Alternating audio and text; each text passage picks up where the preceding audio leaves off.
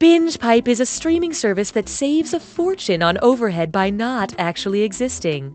With these savings, we can bring back classic online game shows and buy at least 2 honey-baked hams. Enjoy You Don't Know Jack. The hams are ours. Binge Pipe can't pass on until we present You Don't Know Jack. Binge Pipe. Don't follow the money. I'm Cookie Masterson, here to give you an excuse to be on your phone in a social situation. Uno, uno, uno! So let's get to it. Time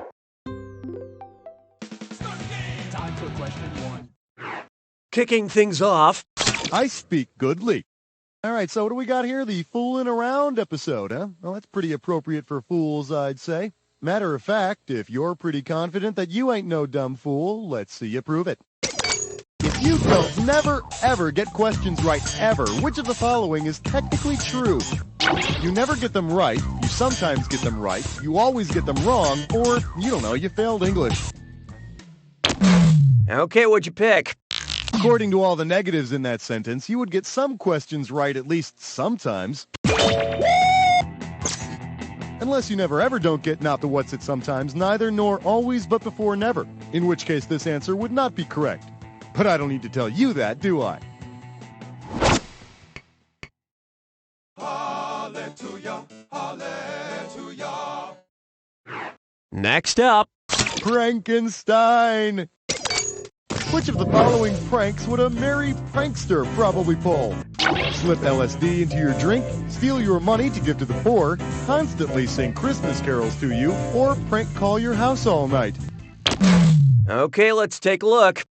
The Merry Pranksters are a group of psychedelic oddballs, that includes my close personal friend Ken Casey, by the way, I don't Ken, who travel around in a painted bus and have been known to dabble in lots of drugs. Yeah! I understand that lately they've kept themselves busy designing console games for the TV. Why don't we do it with free?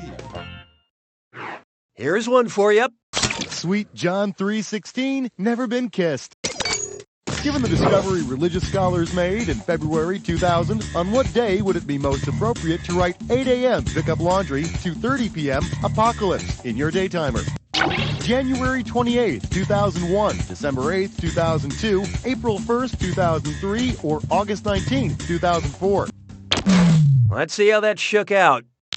Mark your calendars, kids. In late February of Aught, an international team of Bible, Torah, and Quran scholars determined that all of their respective religious texts point to December 8th, 2002 as the day of the apocalypse. Yeah! Let's see where that puts me here. Oh, excellent. I was supposed to be doing some volunteer work in a soup kitchen that night. Fantastic. I knew something would come through to get me out of it.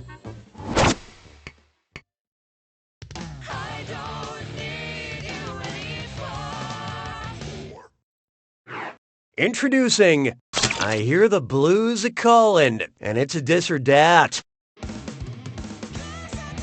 I'm going to read off 7 things, and for each one I want you to tell me if it's a type of salad or a type of omelet or egg dish. Don't think too hard. I'm only giving you a few seconds to decide between tossed salad or scrambled eggs.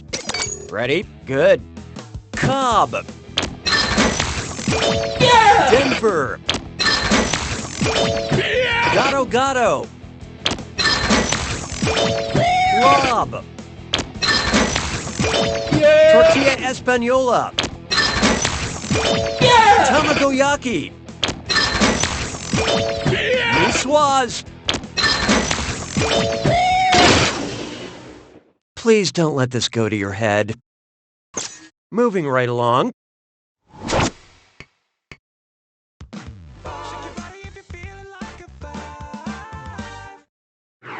Let's try Jair Iga in Wienerstang. Wilkendels voor verder Skross, Skuespelaar Prisnorena. Johann Ludwig Heiber, Peder He, Hans Christian Andersen, or Soren Kierkegaard. And how'd we do? Johann Ludwig Heibergs Grosskuspilai Priestnorena. Du forstår visst ikke ett oraj vel jeg sier, va? Domi Americana. Round 1 is dead to me. Oh, and did I mention all the money's doubled in round 2? Okay, buckle in. 6 trombones is not a parade. Feast your eyes upon this. Props out to all the little piggies in the house. Oh, fantastic. Looks like whatever genius typed this next question had their hands moved over a key to the right on the keyboard and didn't bother to correct it. Yeah, this ought to be fun. Good luck trying to decipher this. The jippy snoo yip I'm sorry, this looks like Danish to me. I don't know. Knock yourself out. Here's a couple of answers you can choose from. So what'd you pick? Oh, now I got it. See, as soon as you pick the... Yeah, see, it says, how many toes does a three-toed sloth have? Sure. Yeah! Hey, you know, and if you move your fingers one key to the left, it says that... Oh, my goodness! That is filthy! Oh, my gosh! I would tell you what it says, but I can't! I'm blushing like a schoolgirl! Oh, my gosh! Let's just move on. Mes collègues sont des crétins. 7. Coming up next... Love is a many wretched thing. Why do fools fall in love? Love doesn't exist. It's a social construct. They need someone to abuse later in life. They're victims of mindless biological drive or dowry. Okay, let's take a look. It's all biology, baby. Love is actually caused by a hormone called I like to moan. Yeah, in fact, I was actually getting injections of that stuff for a little while.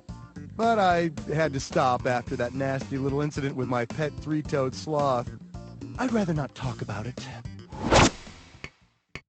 'Twas then I learned to heed the winds of 8. Here's one I like to call...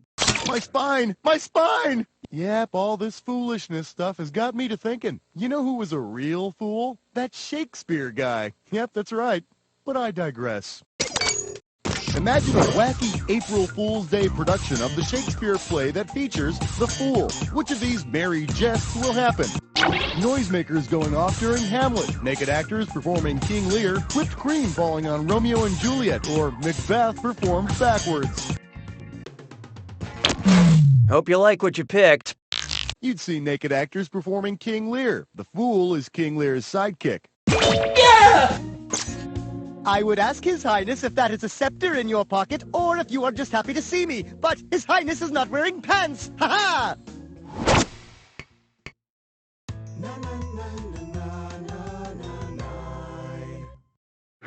Up next... Sounds of silence mixed with voices in my head. Okay, since it's the fooling around episode, I thought I would share some stories with you about my, experiences. Like the time in high school with that girl in the walk-in fridge in the cafeteria. Or maybe that other time with the other girl in the dumpster behind the 7-Eleven. Oh, then there was that time after a date in the back seat while my mom was driving us home. Ah, yes. Youth, huh? Oh, by the way, how much of your life did I just waste with my personal fooling around stories? 18 seconds, 26 seconds, 45 seconds, or 59 seconds? Okay, what'd you pick? My little reminiscing just took 26 seconds away from you that you'll never get back. Just be glad I didn't go into the years I spent as a carny. You'd be wanting to take a shower after that one.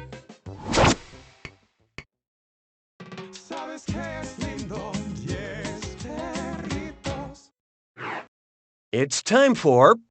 We finally got a piece of the pie. Given a point P, r, theta, if the origin and the x-axis coincide with the pole and the initial line of the polar coordinates, how could you determine the Cartesian representation of P in bed? This math stuff with a banana, these equations with your tongue, maybe these doodads with your pants down, or whatever the hell this is all about with a chicken. Let's see how that shook out.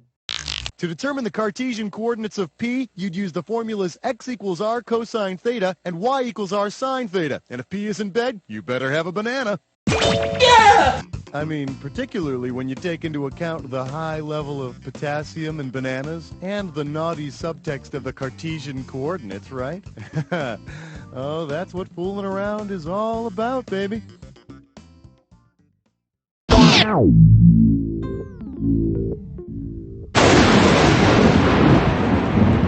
Welcome to the attack. When you see an answer that matches the... Oh, was I talking? Silly me. Here's your clue. You are here. I hope you know where everything took place. Good luck.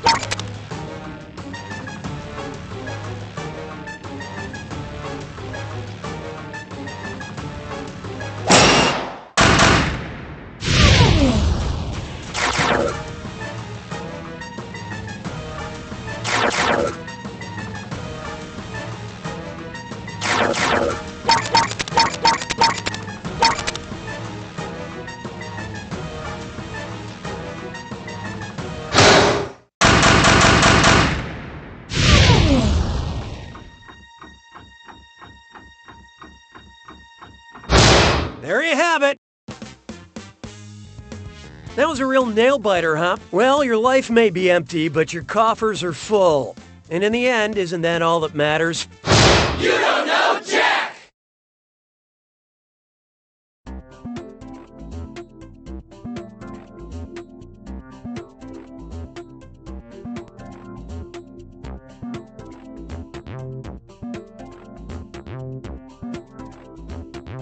And then you simply place the glazed donut in between the two chocolate frosted donuts, because nothing says "F off, Rick" like my signature donut sandwich.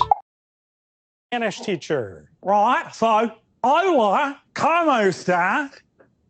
No me gusta pescado grande con muchos dientes. No me gusta. Bill Nye the Science Guy.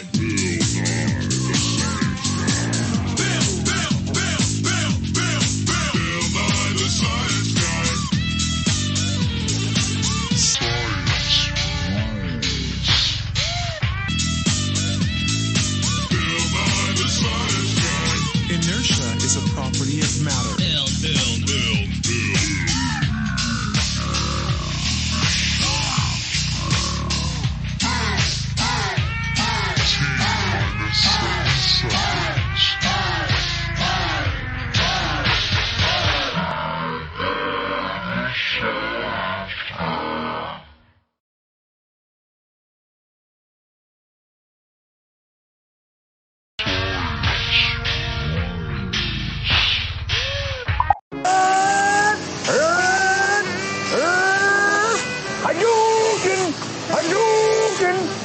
This guy is a little accident prone.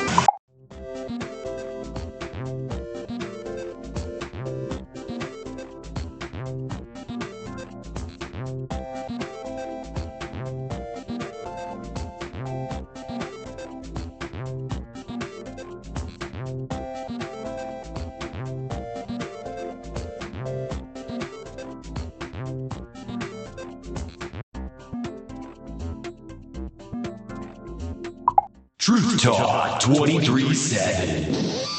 You're on Binge Pipe, and this is Truth Talk 23-7. Truth Talk. I'm Nate Shapiro, your host, an honest warrior, a Greg Club Gold member, and a Neo Capricorn. Just like my cereal, I like to buy my justice in bulk. So it's time to examine expired coupons. I am owed 25 cents off granola bars. You know what? We can't just go by the dates dictated by Big Calendar. So join me next week. But don't trust the numbers on the wall. Just tune in after you see the moon 7 times. Truth Talk 23-7. Truth Talk.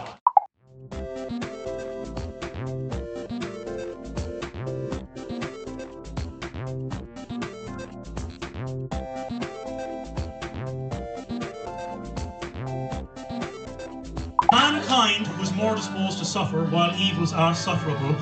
Freedom! This joke I don't think is that funny. And to establish as a direct object an absolute tyranny over these United States. Maybelline, get in the truck. We gotta be at Claire's by 3:30. Chefs, your challenge this week was to make eggplant actually taste good. Let's see how you did. I made grilled eggplant with toasted sesames and a miso glaze reduction. Yuck! Tastes like eggplant. Next. This is an almond-encrusted baked eggplant with a spicy harissa sauce. Ugh! There's way too much eggplant flavor in my mouth. I deep-fried an eggplant slice and smothered it in ranch. Beautiful presentation, flawless execution. We have a winner.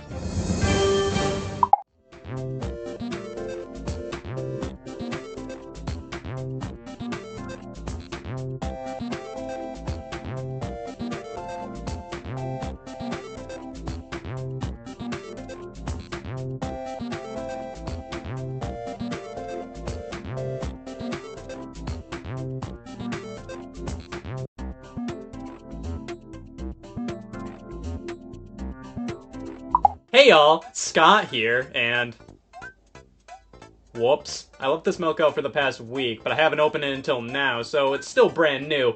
It's probably Welcome back to Right or Wag, the only game show where the contestants are dogs. For $500, who is a good boy? Bixby. Correct. Okay, once again, that bell is making our contestants think someone's at the door, so we'll take a short break. All right, down. Hey, Vsauce, Michael here. Do you want my head delivered to your door in a box?